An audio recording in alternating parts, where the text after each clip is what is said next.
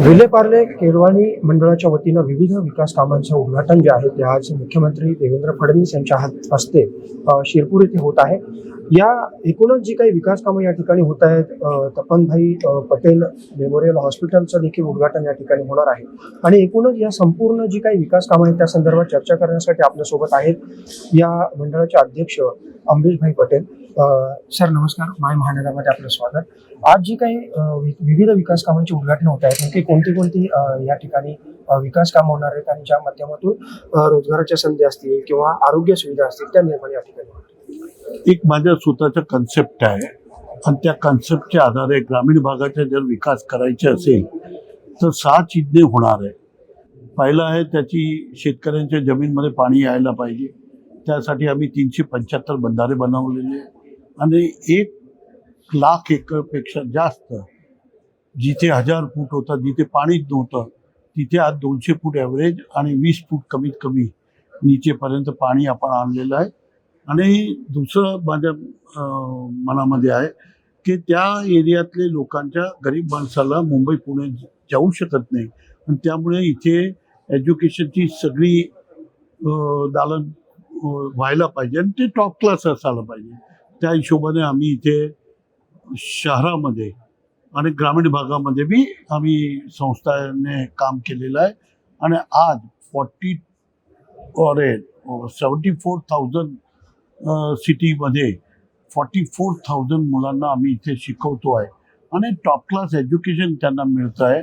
त्यामुळे ह्या तालुक्याच्या कमीत कमी 20,000 मुलांना आजपर्यंत इथे शिकून ते बॉम्बे पुण्याचे आणि पूर्ण दुनियामध्ये आमचे मुलं शिक्षित होऊन तिथे गेलेले आहेत, नोकरीवर आहे। हे दुसरं। तिसरं, 4थी शिकलेले 5वी शिकलेले त्या मुलांना उद्योगधंद्यामध्ये नोकरी मिळायला पाहिजे, तर इथे 15,000 ते 20,000 मुलं नोकरी मिळेल असं टेक्स्टाईल पार्क बनवलेला आहे आणि तिथे काम करतायत। आणि फोर्थ की ह्या सगळं करताना सिटी डेव्हलप व्हायला पाहिजे, त्यामुळे इथे 5 घर बी असेल तिथे अंडरग्राऊंड गटर आहे, पिण्याचं पाणी आहे, लाईट आहे आणि रोड करून दिलेले आहे। आणि 5वा एन्व्हायरमेंटमध्ये काम करायला पाहिजे, त्या हिशोबाने आम्ही 5 लाख वृक्ष या तालुक्यामध्ये लावलेले आहे। ते वृक्ष लावलेले नाही तर जिवंत आहे, ते आज 30-30, 40-40 फुटाचे होऊन गेलेले आहे। आणि 6वा की इथे आरोग्याची सेवा मिळायला पाहिजे, त्या हिशोबाने आज आपण फडणवीस साहेबांनी याचं भूमिपूजन केलं होतं आणि त्याचं उद्घाटन करायला ते स्वतः येत आहेत। तर टॉप क्लास हॉस्पिटल आम्ही निर्माण केलेलं आहे आणि ते 4 डिस्ट्रिक्टला मदत होणार आहे। नंदुरबार, धुळे, जळगाव आणि खंडवा हे सगळे डिस्ट्रिक्टला इथले सामान्य गरीब माणसाला मुंबई न जायला पाहिजे तशी सगळी आरोग्याची सेवा आता आम्ही इथे निर्माण केलेली आहे आणि त्याच्याही मदत होणार आहे। आणि आज एक इंजिनिअरिंग कॉलेजचं उद्घाटन आहे आणि त्याचेही फडणवीस साहेब उद्घाटन करणार आहे। त्याच्याबरोबर अत्याधुनिक दुनियातली सर्वश्रेष्ठ मशीन आणून डाईंग प्लांट टाकलेला आहे, त्याचेही 250 करोडचा तो प्लांट आहे, त्याचे उद्घाटन ते करणार आहे। 2 स्पिनिंगचं उद्घाटन करणार आहे आणि नर्सिंग कॉलेजचं उद्घाटन करणार आहे आणि मग नंतर हे हॉस्पिटलचं उद्घाटन ते करणार आहे। असं हे सर्वांगीण विकासच्या कार्यक्रमच्या हिशोबाने मी इथला आमदार आहे। 8 टर्म होऊन गेले मुझे, 4 टर्म आमदार होतो आणि 4 टर्मपासून मी MLC आहे आणि त्या गरीब माणसाला न्याय मिळण्यासाठी हे मुंबईची संस्था इथे काम करते आहे, हे सगळ्यापेक्षा महत्त्वाचं आहे। नाही तर मुंबईचे लोक मुंबईलाच पैसे खर्च करतात आणि ग्रामीण भागात करत नाही। आणि आमचे 38 ट्रस्टीने हे एकमताने हे हॉस्पिटल आणि इथे सामान्य गरीब माणसाला मदत करण्यासाठी एज्युकेशनच्या दालन बी आम्ही सगळे चालू केलेले आहे।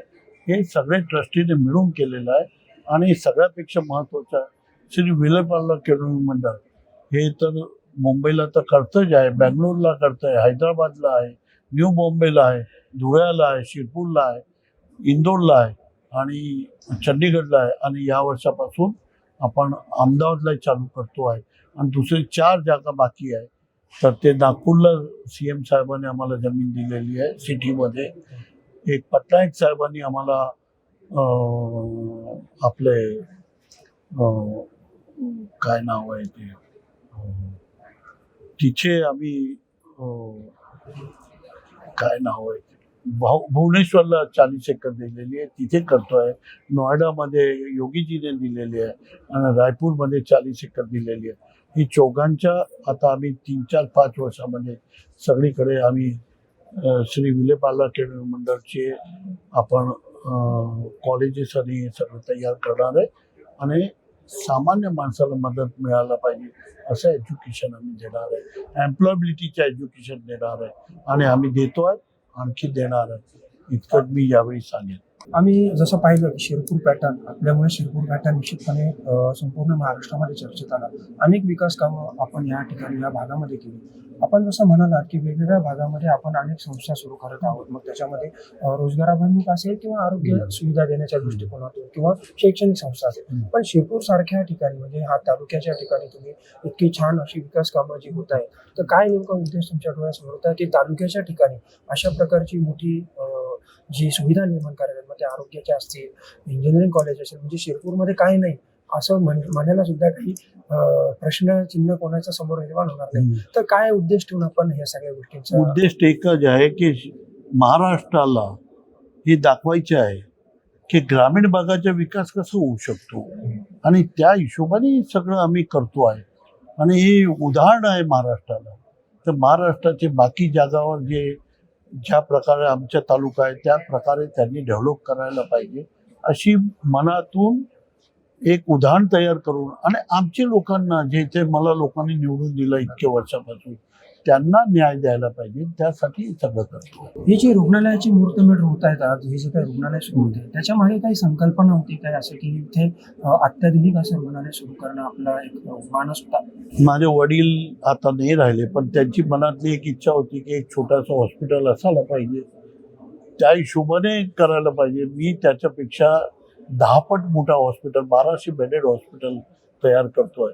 कोणी कल्पनाच करू शकत नाही की एक लहान गावामध्ये येऊ शकतो आणि त्याच्यामध्ये अत्याधुनिक सेवा मी देणार आहे आणि कमीत कमी रेटमध्ये. आता तुम्ही MRI पूर्ण महाराष्ट्रात देशामध्ये 10,000च्या खाली कुठेही नसतो, तर आम्ही इथे 3,500 रुपयामध्ये दुनियातला अत्याधुनिक फिलिप्स कंपनीच्या 5वा मशीन इथे आपण देशामध्ये आणतो आहे.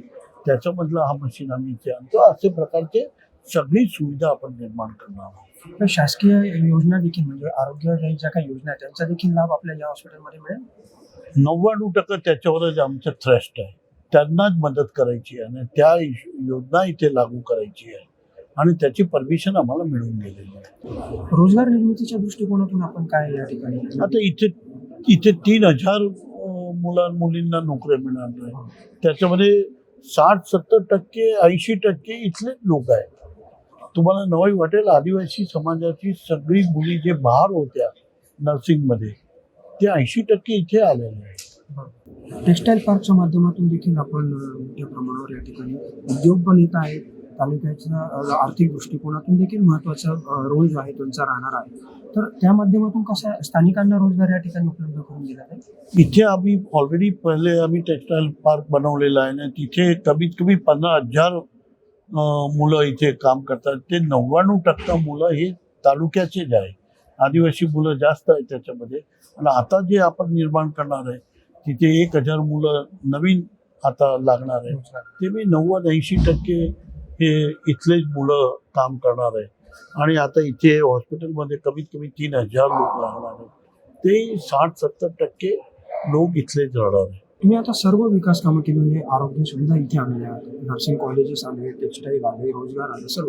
अजून काय तालुक्याच्या दृष्टिकोनातून आपण पुढे विचार करतात की ह्या तालुक्याच्या विकासासाठी ते प्रोजेक्ट जे आहे ते आणणं आपलं स्वप्न असतं? आता आपण मेडिकल कॉलेज काढणार आहे इथे. आयुर्वेदिक कॉलेजचं काम चालू आहे, मेडिकल कॉलेजचं काम चालू आहे. आपण होमिओपॅथिक काढणार आहोत आणि पॅरामेडिकल काढणार आहोत आणि डेंटल कॉलेज काढणार आहे. हे सगळे आमचे जे ट्रस्टी आहे त्यांनी हो सांगितलं आहे, त्यामुळे आपण इथे मुंबईचे लोक बी हे विचार करतात, हा महत्त्वाचा आहे आणि त्यामुळे आम्ही हे सगळं इथे निर्माण करणार आहोत.